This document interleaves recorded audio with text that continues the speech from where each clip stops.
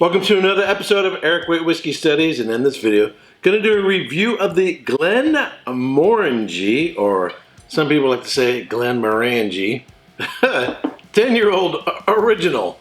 But before I get into this, I'm going to tell you about the profile of Glenmorangie Distillery, their core range, and this whiskey.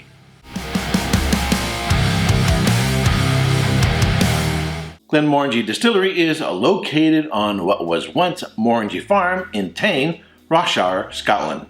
The name Glenmorangie is derived from a Gaelic term meaning Valley of Tranquility. Glenmorangie Distillery was founded in 1843 by William Matheson.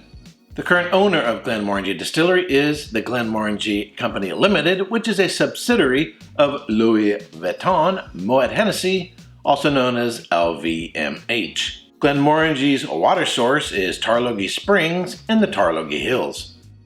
They have a 10.3 ton full lauter mash tun, 12 stainless steel washbacks with a fermentation time of 52 hours, 12 stills consisting of 6 wash stills and 6 spirit stills, advertised as the tallest in Scotland.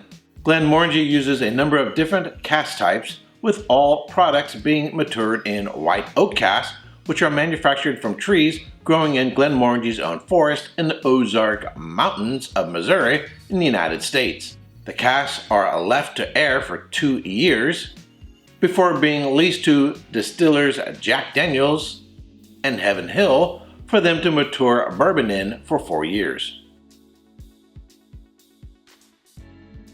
Glenmorangie's core expressions are the Glenmorangie X Highland Single Malt Scotch Whisky, aged in ex-bourbon and new charred oak cask. It's bottled at 40% alcohol by volume. It's intended to be used in cocktails.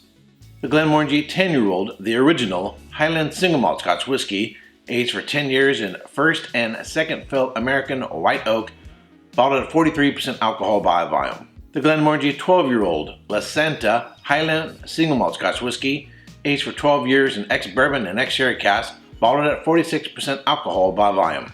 The Glenmorangie 14-year-old Quinta Reuben Highland Single Malt Scotch Whisky, aged for 14 years in ex-bourbon and port cask, bottled at 46% alcohol by volume. And the Glenmorangie Nectar d'Or Highland Single Malt Scotch Whisky, aged in ex-bourbon and Sauternes cask, bottled at 46% alcohol by volume. So Glenmorangie has changed their labels a few times. This bottle has the number 10 on it right here. The picture of the bottle that's on the thumbnail for this video has it spelled out T-E-N rather than the number 10. So they changed it from number 10 to T-E-N or T-E-N to number 10. And then they did a much more radical change in which you see sort of the large lettering of Glenmorangie spelled out on the bottle, thinking, I guess, it's more noticeable and visible from a distance. Some people get upset about these sort of changes and whatever.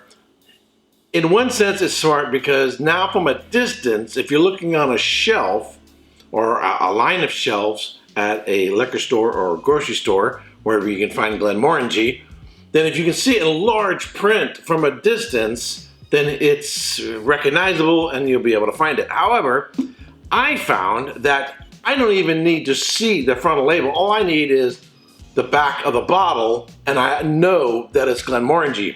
I was recently watching a video on YouTube, and it wasn't a wine or whiskey video. It's just 4 guys sitting around talking about other topics other than wine or whiskey, but they had on a coffee table in front of them a bottle of Glenmorangie. The label's faced away from the camera. I guess they don't want to advertise for Glenmorangie.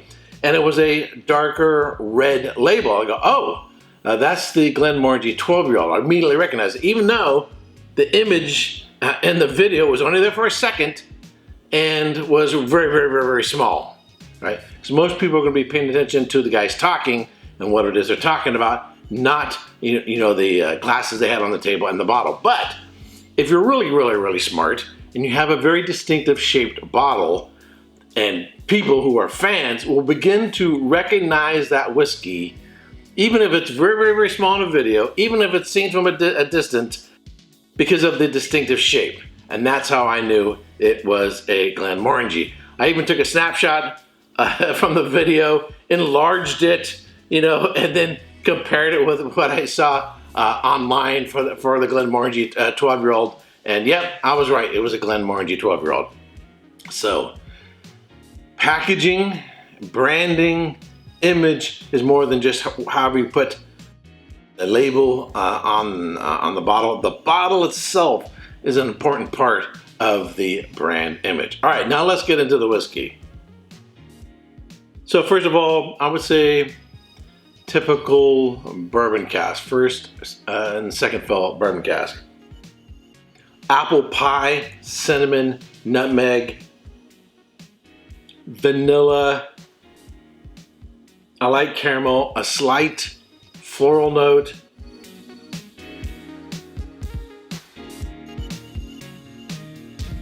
Baking spices on the palate.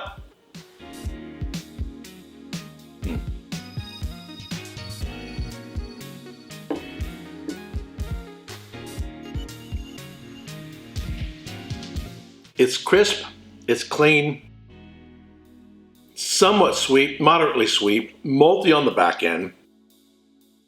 Starts off with the apple pie, then you get the vanilla, the baking spices. It was just a classic first fill, second fill bourbon cask finish. What's distinctive about this whiskey, in terms of it being Glenmorangie, is it is a lighter spirit. And I'm not talking about the ABV, I'm talking about the way the spirit comes across your palate. And that is from the very tall stills. If they had short, squat stills, it would be heavier and earthier and grungier in a sense, and which really works really well if you're using sherry cask. But with a bourbon cask, I think this works really, really well. Now, there are a lot of whiskeys out there, 10-year-olds, that are $50 plus.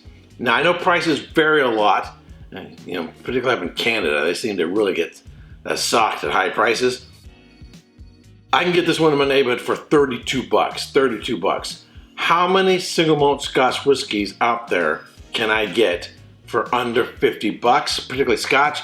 Irish, there's probably about 10 or so Irish that I know that I can get under $30. But Scotch single malts that I can get for under $50, they're getting fewer and fewer and fewer to come by. I think this is a real nice whiskey. And even though, yes, people might call it's a beginner's whiskey or to just introduce someone to whiskey, I think it's better than that.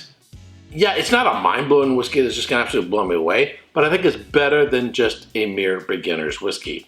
And for $32, I think it's still a really, really good whiskey that's holding its value.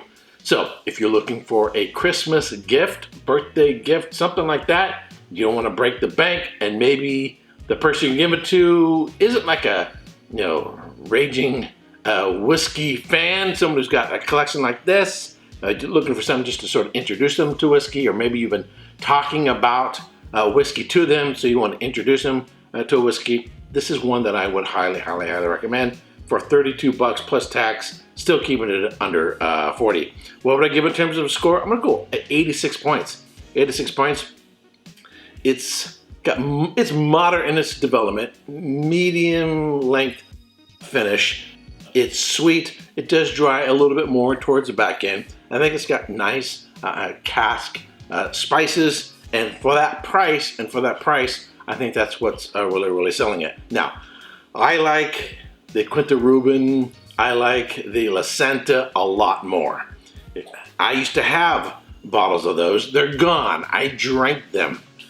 And I've got 400 bottles of whiskey, so I'm not necessarily looking to replace them right away, but one of these days I probably will replace them, the La Santa and the Quinta Ruben, port cask and sherry cask whiskey, because those are really, really nice. In fact, what I really liked, as I got down to the bottom of the bottles, above those, I blended them together, so I had a La Quinta Santa or or whatever you want to call it when you mix those two whiskeys together. By the way, they mixed really, really well. They blended really, really well together. So, alrighty, that's it for this video. If you subscribe to this channel, I want to thank you very much. If you've not yet subscribed and you like watching my videos, would greatly appreciate it if you would subscribe. Ring the bell to be notified when I go live or post a new video. Until next time, Sláinte. Hey, don't forget to subscribe and check out these other whiskey videos.